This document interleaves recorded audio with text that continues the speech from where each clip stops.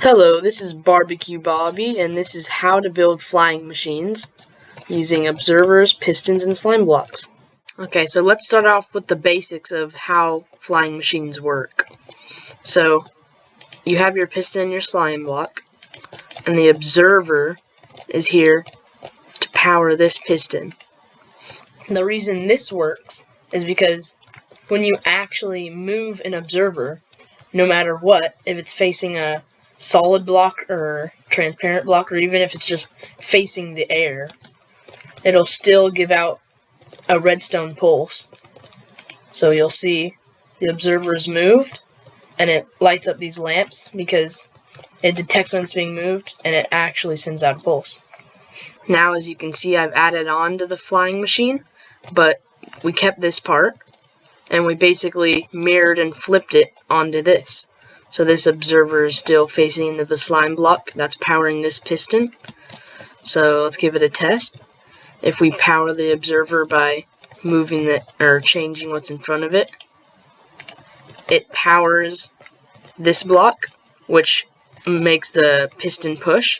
And when the slime block is pushed, this observer is moved, which sends another signal to this top piston and starts the whole cycle over again. This is just one of the many ways that you can make a horizontal flying machine with observers, pistons, and slime blocks. Now you might be thinking, what's so different from the horizontal flying machine and the vertical?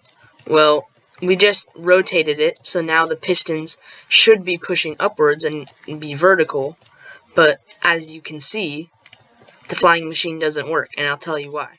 Now here on the horizontal flying machine, this slime block, if powered, will power this piston, and this one corresponds with this piston, as it should.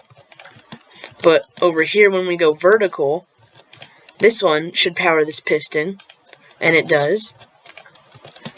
And this one should power this piston, but instead it powers this. These are some examples of flying machines that can fly vertically, and this example does not work, even though you might think it will, because it is powering this piston. But if we make it go up, this observer doesn't move with it because there's no slime attaching to it. But if we put a slime block here and it attaches, then it can move.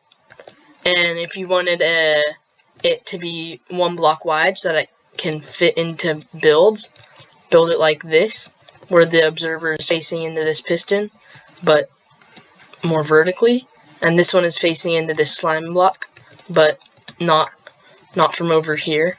Instead, it's down here so it could fit in the one block wide area, and it does work. And so this is what I use in most of my farms and doors. I hope this sums up what I wanted to show you in this video, which was how to make flying machines out of these blocks.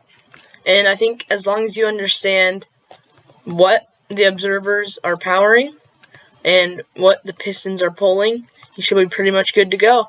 And you could add this to any farm that you want that uses flying machines. You could even make it one block wide by using the methods I showed you. So, hope you're satisfied, and I'll see you in the next one. Oh, and don't forget to check out my other video on entity cramming.